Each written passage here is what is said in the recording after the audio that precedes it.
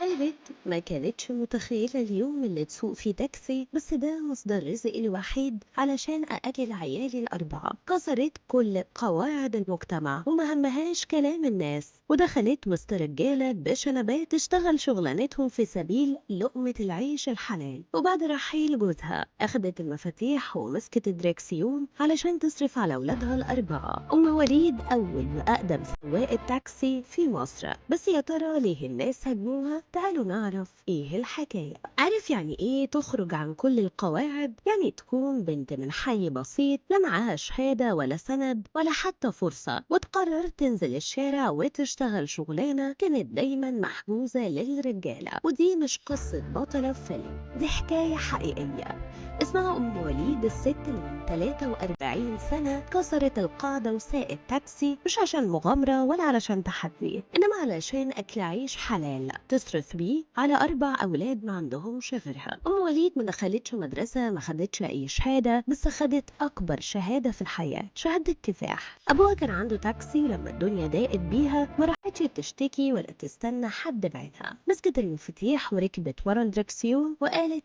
يانا يا الجوع. أول يوم ليها في الشارع ما كانش سهلة، الناس تبص وتستغرب وتهمس ازاي واحدة ست سايقة تاكسي، لكن هي ما كانتش شايفة الناس، كانت شايفة أولادها، شايفة مستقبلهم. كل مشوار كانت بتعمله كانت بتحط فيه طوبة في أساس حياتهم، وبالطول والعرض مشت التاكسي من شوارع وسط البلد لزحمة العتبة، من مشاوير آخر الليل لمشاوير الفجر. كانت هي والشارع إخوات، زمايل في المصلحة وفي رحلة الصبر. وفي سنة 1980 قدرت تشتري التاكسي باسمها من بنك ناصر، اللحظة اللي بقت فيها صاحبة عربية وسواقة، أم وسند وراجل في وقت الصعب.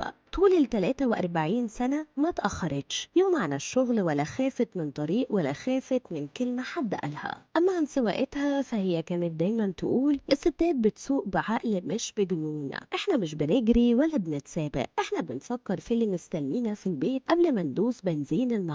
النهاردة ولادها كبروا وتخرجوا، واحد بقى صحفي والتاني تاجر والتالت بيشتغل في السياحة والرابع خلص ثانوي ومستني مستقبله، والسبب تاكسي بسيط بعجلتين قدام و2 ورا، بس شايل على ظهره حكاية عمرها 43 سنة. تاكسي اتحول لمدرسة، علم ولادها معنى الكفاح، وعلمنا احنا ان الشغل مش عيب، وان الست لما تتزنق ممكن توقف الدنيا على رجل واحدة. ام وليد ما كانتش بتسوق بس، كانت بتسوق حلم. كانت كل يوم بتطلع من بيتها عشان تجيب بكرة أفضل، علشان تربي رجالة يقفوا في ظهرها، مش هتستنى ظهر يسندها، هي كانت بتربيهم عشان هم يبقوا سندها. أم وليد ما شافتش ستات كتير زيها في الشارع، 2 بس في العمر، كل واحدة كانت سايقة نقل كبيرة. وبرضه قالت أنا مش لوحدي في ستات جدعان زيي. وفي الآخر رسالتها كانت واضحة، اشتغلوا، اتعبوا، ما تستنوش حاجة من حد، الراجل لوحده مش هيقدر على كل حاجة، الست لازم تبقى جنبه، ولادها محتاجين يشوفوها قدوة. ودي كانت أم وليد، واللي خرجت عن القاعدة بس عمرها ما خرجت عن الطريق، رفعت راسها فوق وخلت ولادها يرفعوها كمان. ودي مش بس حكاية أم وليد، دي حكاية كل ست قررت تواجه، كل ست قالت مفيش حاجة اسمها مستحيل، كل ست اختارت الطريق واشتغلت وعرقت وكسبت احترام نفسها قبل أي حد.